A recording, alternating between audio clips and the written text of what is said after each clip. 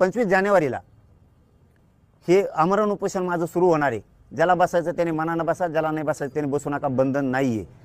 24 जानेवारीलाच इथं गर्दी होणार आहे, कारण 24 जानेवारीला रात्रीच नोकरदार वर्ग, गोरगरीब मराठा हे सगळा व्यावसायिक समाज हे रात्री सगळे गोरगरीब सुद्धा इथं रात्रीच येणार आहे। त्याच्यामुळे सरकारला आता माझी शेवटची एक विनंती आहे, 25 जानेवारी 2025च्या आत मराठा समाजाच्या सगळ्या मागण्या मान्य करा।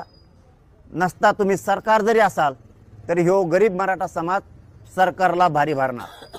तुम्हाला गुडघे आम्ही टेकायला लावणार, आम्हाला खवळून घेऊ नका, आमच्या शब्दावर पाय देऊ नका।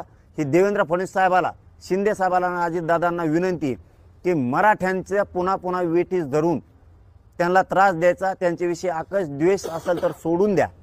आम्ही तोपर्यंत तुमच्याशी गोडीनाच बोलणार आहेत। आत्तापर्यंत आम्ही एक ब्रही शब्द तुमच्या विरोधात काढलेला नाही आणि काढणार पण नाही। पण जर तुम्ही 25 जानेवारीचं आता आरक्षण नाही दिलं तर आमचा तुमच्याविषयीचा जी अपेक्षा आहेत त्या भंग तुम्ही केल्यात, आमच्या ज्या तुमच्याकडून आशा आहेत त्या तुम्ही आमच्या पाण्यात डुबवल्यात। तुम्ही मराठा समाजाची बेमानी केली, मराठा समाजाला तुम्ही धोका दिला। आम्ही मात्र मग तुम्हाला सोडणार नाही, हे तुम्हाला जाहीरपणाने सांगतो। 25 जानेवारीपर्यंत तुम्हाला आता सूट आहे, तोपर्यंत तुम्हाला 2 महिन्याचा आम्ही वेळ दिलाय, कारण डिसेंबर पण आहे आणि जानेवारी पण आहे। या 2 महिन्याच्या काळात तुम्ही आमचे पूर्ण प्रश्न तडीस लावायचे। आम्ही ऐकून घेणार नाहीत, त्यानंतर तुमची मध्यस्थी ऐकून घेणार नाहीत आणि तुमचं काही ऐकून घेणार नाहीत। आणि दुसरं कारण मराठा समाजासाठी सांगतो, 25 जानेवारी धरण्याचं कारण शेवटचं सांगतो।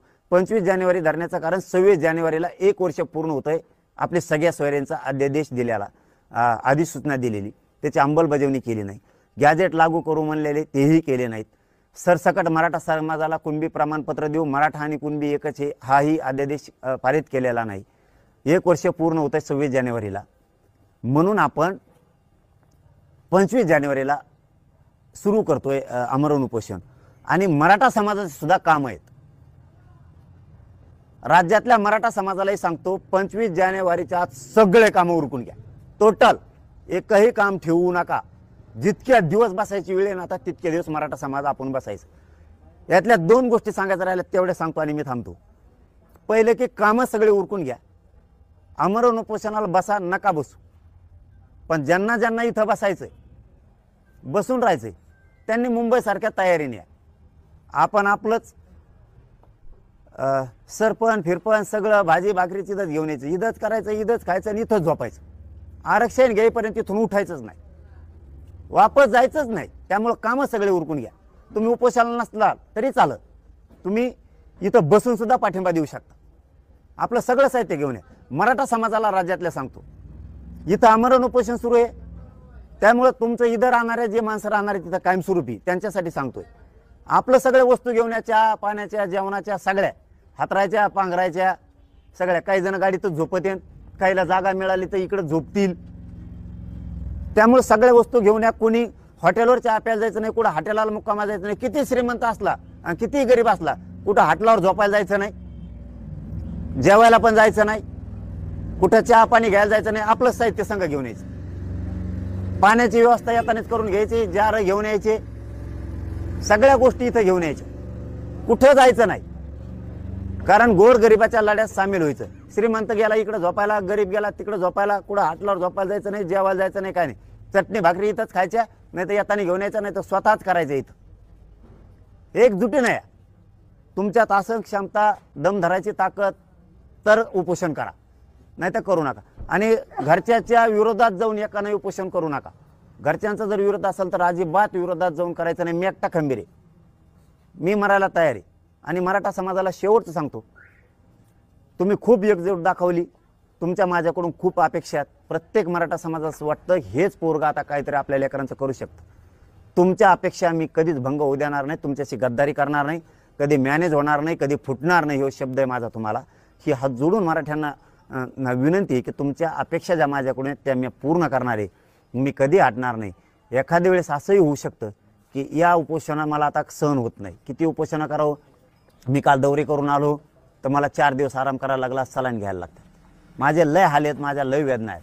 माझा याच्यात शेवटही होऊ शकतो, पण माझा मराठा समाज सांभाळा. काही झालं तरी मी हटणार नाही आहे. माझ्या समाजाला आरक्षण दिल्याशिवाय मी हटत नाही, काळजी करू नका. एखाद्या वेळेस 100% मलाही असं वाटतं की मला आता शरीर साथ देत नाही. पहिल्यांदा मी 8-8, 10-10 दिवस, 15-15 दिवस उपोषण करत होतो. आता दुसऱ्या तिसऱ्या दिवशी माझे खूप हाल होणार आहेत, कारण मला आत्ताच उठता येत नाही, बसता येत नाही.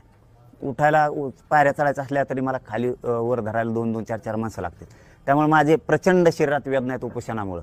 एखाद्या दिवस माझा शेवटसुद्धा होऊ शकतो याच्यात. मी माझा शेवट झाला तरी हरकत नाही. माझ्या कुटुंबालाही सांगतो, समाजालाही सांगतो, कोणी रुसू नका. कुटुंबाला पण सांगतो, या समाजासाठी तुम्ही, मी नसलो बी तरी तुम्ही योगदान द्या. माझ्या समाजालाही सांगतो, तुम्ही समाजासाठी, आपल्या लेकरांसाठी सगळे लढा.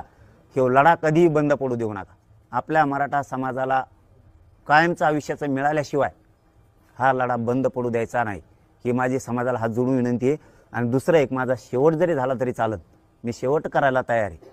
पण मी मात्र म्याने जाऊन फुटणार, गद्दार होणार नाही. मात्र मराठ्यांनी एक हात जोडून तुमच्या पायात चरणी विनंती माझी की 25 जानेवारीला तुफान ताकदीनं घराघरातले सगळे मराठी अंतरवालीत या, ही माझी सगळ्यांना हात जोडून विनंती. सगळे कामं धंदे बंद ठेवा. 4-4, 1-1, 2-2 दिवस काम बंद ठेवल्याने काय फरक नाही पडणार, आपल्या समाजाचं कल्याण होईल. सगळे मराठी राज्यातले, कानाकोपऱ्यातले, मुंबई असन, कोकण असन, खानदेश असन, विदर्भ असल, मराठवाडा, मुंबई पुणे शहरातले सगळे व्यावसायिक मराठी, नोकरदार, कर्मचारी मराठ्यांनी सगळ्यांनी अंतरवालीकडे, शेतकरी मराठ्यांनी सगळे कामं बंद ठेवा. पण माझ्या मराठ्यांच्या लेकरासाठी एकजूट होऊन ताकदीनं अंतरवालीत या 25 जानेवारीला. आणि आपण आपल्या गावात बैठका उद्यापासून सुरू करा. तालुकाभर करा, जिल्हाभर करा, राज्यभर जितकं फिरता येईल तितकं फिरा. यावेळेस मराठा समाजाच्या बैठकाची, दौऱ्याची, फिरण्याची, लोकांच्या जाण्याची मराठा सेवकाच्या खांद्यावरती एवढी जबाबदारी. कारण मला फिरण्याचा त्रास सहन होत नाही आहे. मला या उपोषणापर्यंत जर मी आराम केला तर जास्त दिवस मी उपोषण करू शकतो आणि माझ्या समाजाला न्याय देऊ शकतो. शेवटी पुन्हा सांगतो, एकदा मात्र गावात मराठा ठेवू नका. 25 तारखेला घराघरातले मराठे घरी राहू नका. 25 जानेवारीला सगळे राज्यातले, कानाकोपऱ्यातले माझे मायबाप मराठे लेकरा बाळासह अंतरवालीत या. माझा शेवट झाला तरी चालन, पण मी मराठ्यांना आरक्षण दिल्याशिवाय आणि या सरकारला वाकवल्याशिवाय मागं हटणार नाही. शेवटी मराठ्यांचं वादळ एकदा पुन्हा उसळा. भगवं वादळ या राज्यात पुन्हा उसळलं पाहिजे. इतक्या ताकदीनं मराठी या सरकार नाही तर मराठा सरकारपेक्षा मोठा हे पुन्हा एकदा मराठ्यांनी सिद्ध करा. धन्यवाद.